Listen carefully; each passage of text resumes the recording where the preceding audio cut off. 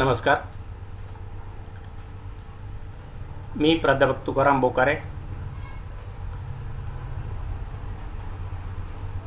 आज 1857च्या उठावाच्या संदर्भामध्ये मी या ठिकाणी ऑनलाईन टीचिंगच्या संदर्भातला पहिला प्रयत्न करणार आहे. 1857चा उठाव ही भारताच्या इतिहासातील एक अत्यंत महत्त्वाची घटना आहे. ज्या घटनेला 1857चा उठाव ही म्हणजे एक माइलस्टोन म्हणून ओळखली जाते आणि आधुनिक भारताच्या इतिहासाला एक कलाटणी देणारी घटना असा या घटनेचा उल्लेख केला जातो. 1857च्या बंडाच्या संदर्भामध्ये प्रामुख्यानं एक प्रस्तावनेचा भाग म्हणून सांगण्यासारख्या बाबी अशा आहेत की या घटनेला माइलस्टोन म्हणून का उल्लेखलं गेलं.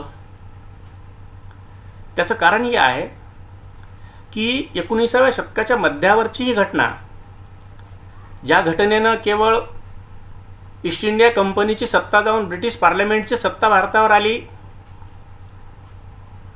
यामुळेच या घटनेला माइलस्टोन म्हटलं जातं अशातला भाग नाही. तर या घटनेनं भारतावर आणि भारतासोबतच ब्रिटिश शासन, या ब्रिटिश शासनावर देखील अनेक परिणाम झालेले दिसून येतात. आता ही घटना जशी एक भारताच्या इतिहासाची माइलस्टोन आहे आणि या घटनेचे पडसाद, या घटनेचे परिणाम जर दूरगामी आहेत, तर या घटनेची पाळंमुळं देखील तितकीच खोलवर रुजलेली आहे. आणि या घटनेनं जर भारताला बरंच काही शिकवलं, ब्रिटिशांना बरंच काही शिकायला मिळालं, तर मग या घटनेच्या संदर्भामध्ये मोठ्या प्रमाणावर संशोधनही झालं. प्रामुख्यानं 57चं बंड झाल्याबरोबर लगेच ब्रिटिश हिस्टोरियन्सनी 57च्या बंडाच्या संदर्भामध्ये मोठ्या प्रमाणावर शोध घेण्याचा प्रयत्न केला की ही अशी घटना जी ब्रिटिश ईस्ट इंडिया कंपनीची सत्ता उलथून टाकण्याचा प्रयत्न केलेला आहे या घटनेनं, तो अपयशी ठरला, तो भाग वेगळा. त्यामुळे लगेचच ब्रिटिश हिस्टोरियन्सला कामाला लावलं गेलं आणि ब्रिटिश हिस्टोरियन्सनी याच्यावर मोठ्या प्रमाणावर शोध कार्य केलं गेलं आणि त्या घटनेची पाळंमुळं कारणं शोधण्याचा प्रयत्न केला गेला. या घटनेच्या अनुषंगानं काही बाबींचा या ठिकाणी उल्लेख करणं जरुरी आहे. जोपर्यंत 1857च्या बंडाची पार्श्वभूमी लक्षात येणार नाही, तोपर्यंत या बंडाची कारणमीमांसा करणंही तितकं सोपं नाही आहे. त्यामुळं 1857च्या बंडाच्या पूर्वी युरोपियनांचं भारतातील आगमनापासून ते ब्रिटिश ईस्ट इंडिया कंपनीच्या स्थापनेपर्यंतच्या घटनांचा एक कालक्रम लक्षात घेणं जरुरी आहे. आपणा सर्वांना माहीत आहे की 1453 मध्ये जगाच्या इतिहासातील एक महत्त्वाची घटना म्हणून कॉन्स्टँटिनोपलचा पाडावाचा उल्लेख केला जातो. कॉन्स्टँटिनोपलचा पाडाव ही घटना जगाच्या इतिहासाला कलाटणी देणारी यासाठी की त्यानंतरच आता ती एक घटना, एक महत्त्वाचा माइलस्टोन मानला जातो जगाच्या इतिहासाच्या दृष्टिकोनातून. त्या घटनेच्या नंतर भारताकडे येणाऱ्या समुद्रमार्गांचा शोध लावण्याची गरज भासली.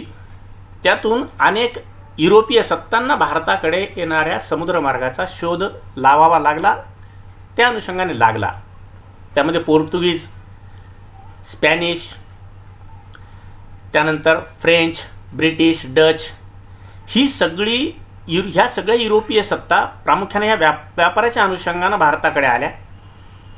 1498 मध्ये वास्को दी गामाने भारताकडे येणाऱ्या समुद्रमार्गाचा शोध लावला. तेव्हापासूनचा हा युरोपियनांचा भारताकडचा प्रवास सुरू होतो आणि युरोपीय सत्तांचं भारतातील आगमन ज्यावेळेस होत होतं त्यावेळेस इथे एक पॉवरफुल, एक ताकदवर अशी मुघलांची सत्ता होती. त्यामुळं युरोपीय सत्तांना भारताच्या किनारपट्ट्यांवरच फक्त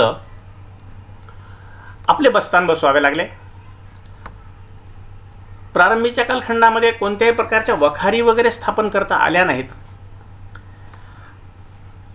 जेव्हा भारतामध्ये मुघल सत्तेचा कर्तबगार मोगल सम्राट आलमगीर औरंगजेबाचा मृत्यू झाला 1707 त्याच्यानंतर मुघल राजवटीचा अस्ताला प्रारंभ झाला.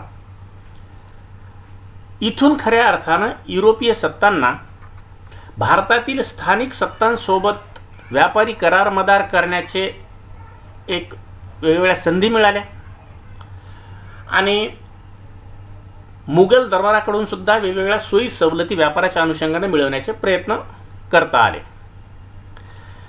इथे एक महत्त्वाची गोष्ट लक्षात घेण्यासारखी आहे की ज्या पद्धतीनं युरोपीय सत्ता भारतामध्ये व्यापारामध्ये एकाधिकार स्थापन करण्याचा प्रयत्न करत होती आणि त्यासाठी त्यांच्यामध्ये आपापसात मोठ्या प्रमाणावर संघर्ष झाले. त्यातूनच कर्नाटक युद्धे झाली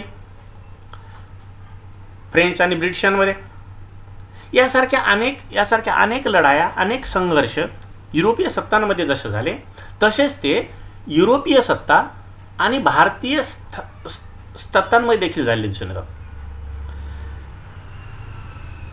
आता याच्यानंतरचा भाग अत्यंत महत्त्वाचा आहे, तो म्हणजे या सगळ्या सत्ता संघर्षामध्ये प्रामुख्यानं ब्रिटिश ईस्ट इंडिया कंपनी ही अग्रेसर ठरली आणि ब्रिटिश ईस्ट इंडिया कंपनीनं या ठिकाणी आपली सत्ता स्थापन करण्यामध्ये मोठं योगदान दिलं आहे. प्रामुख्यानं तिथं त्या सत्तेचं बस्तान बसलं आणि 1757 पासून ते 1857 या 100 वर्षाच्या कारकिर्दीमध्ये ब्रिटिश ईस्ट इंडिया कंपनीनं आपली या ठिकाणी सत्ता स्थापन केलेली आहे. आणि या दरम्यानच्या काळामध्ये रॉबर्ट क्लाईव्हपासून ते लॉर्ड डलहौसीपर्यंत वेगवेगळ्या गव्हर्नर जनरल्सच्या कालखंडामध्ये ब्रिटिश ईस्ट इंडिया कंपनीनं इथून आपला सत्ता विस्तार घडवून आणला. क्लाईव्हची प्लासीची लढाई 1757ची, त्यानंतर 1764चं बक्सारचं युद्ध, त्यानंतर या दरम्यानच्या कालखंडामध्ये रॉबर्ट क्लाईव्ह इथं निर्माण केलेली दुहेरी शासन व्यवस्था, याच दरम्यानच्या कालखंडामध्ये आपण लक्षात येत असेल आपल्या की पूर्व बंगालमध्ये ब्रिटिश ईस्ट इंडिया कंपनीची सत्तेची मुहूर्तमेढ रोवली गेली होती आणि सत्ता दृढ झाली ते बक्सारच्या युद्धानं.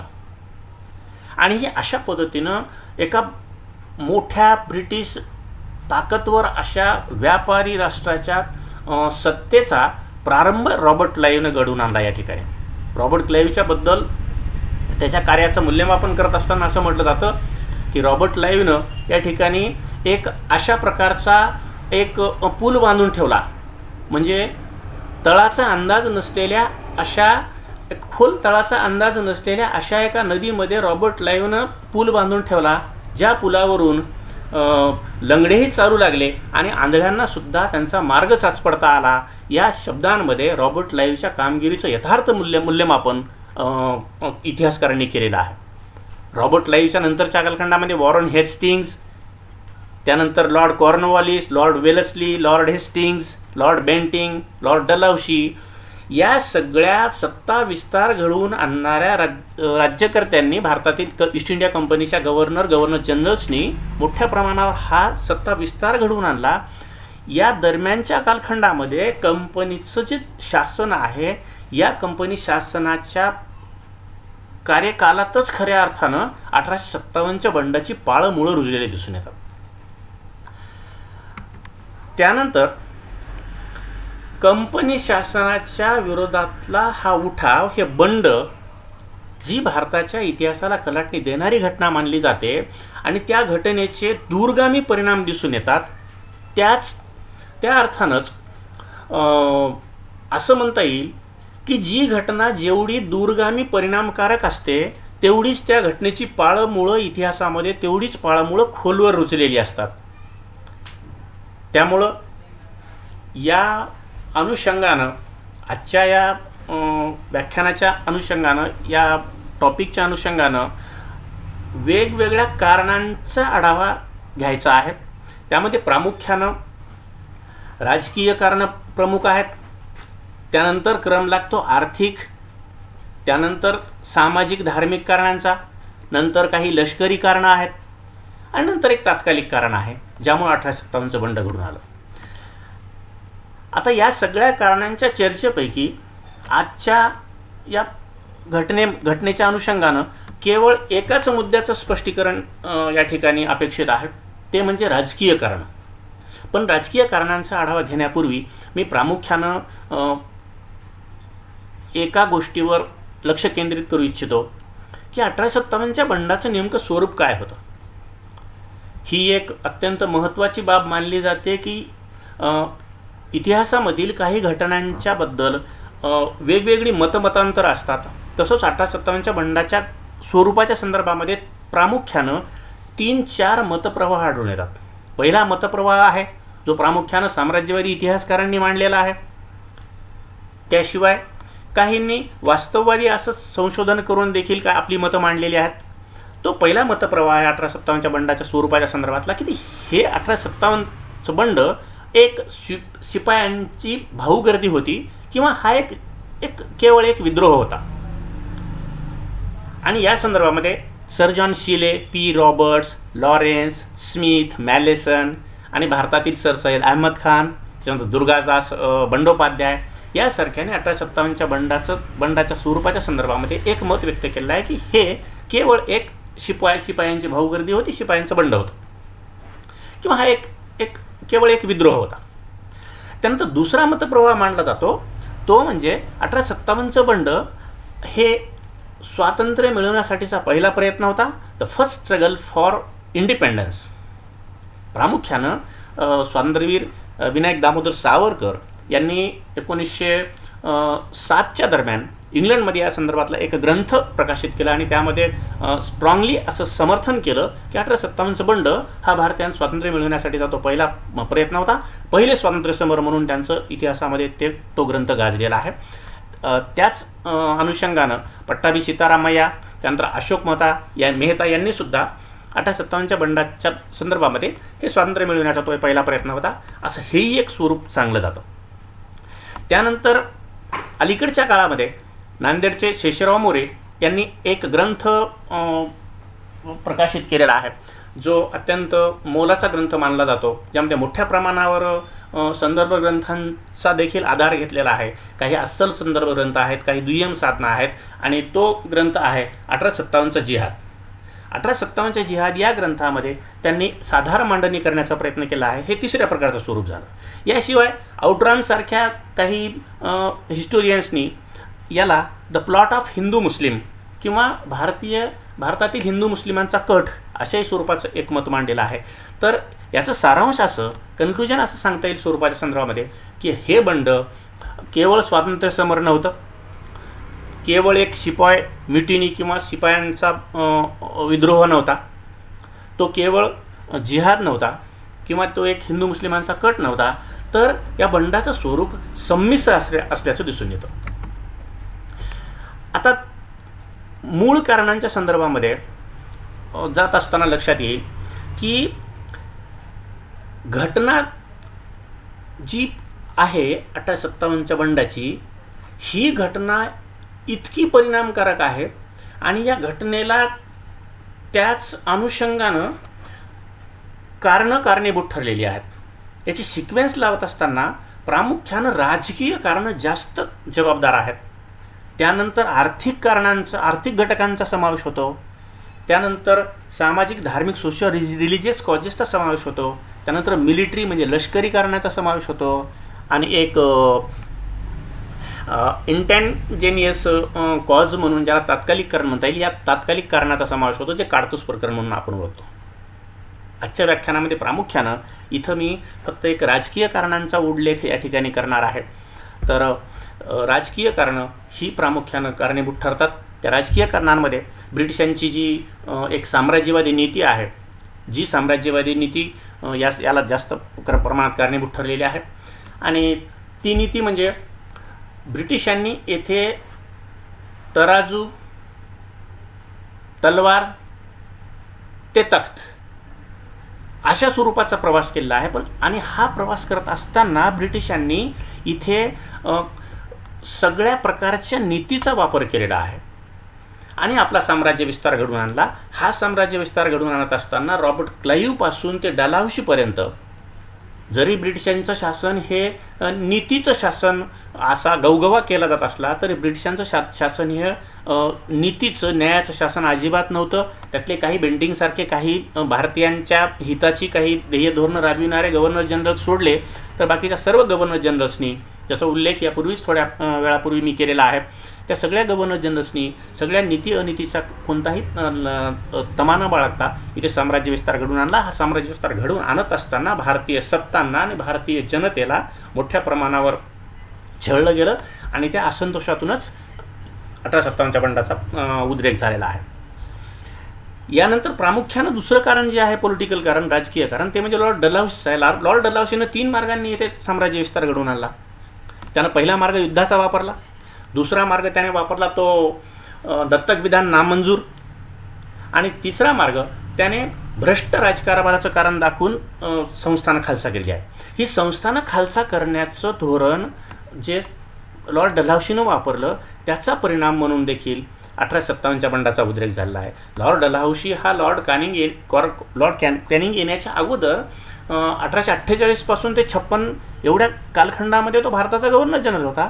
या दरम्यानच्या काळामध्ये लॉर्ड डलहौसीच्या वेगवेगळ्या, अर्थात त्याने बऱ्याच मोठ्या प्रमाणावर काही सुधारणाही घडून आणलेल्या आहेत अर्थात, आणि त्या सुधारणा ह्या ब्रिटिश साम्राज्याच्या ईस्ट इंडिया कंपनीच्या आर्थिक हितसंबंधांची जोपासना करणाऱ्या सुधारणा असल्या तरी या दरम्यानच्या काळामध्ये त्यानं ते जे साम्राज्य विस्ताराचं धोरण घडवून आणलं ते धोरण 57च्या बंडाचं महत्त्वाचं कारण ठरतं. याशिवाय तिसरं कारण आहे ॲबोलिशन ऑफ पेन्शन, टायटल्स अँड इनाम्स. म्हणजे या कंपनी शासनाच्या कालखंडामध्ये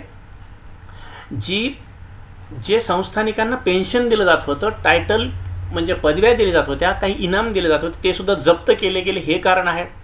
त्यानंतरचं कारण आहे लॉर्ड वेलसीची सबसिडियरी अलायन्स सिस्टम, तैनाती फौजेची पद्धत, त्यानंतर भ्रष्ट प्रशासन. या सगळ्या राजकीय कारणांना प्राधान्य दिलं जातं आणि या राजकीय कारणांमुळेच 1857च्या बंडाचा उद्रेक हा झालेला आहे. ही सगळ्यात महत्त्वाचं कारण म्हणून या घटनेचा उल्लेख केला जातो, म्हणजे या कारणाचा उल्लेख केला जातो.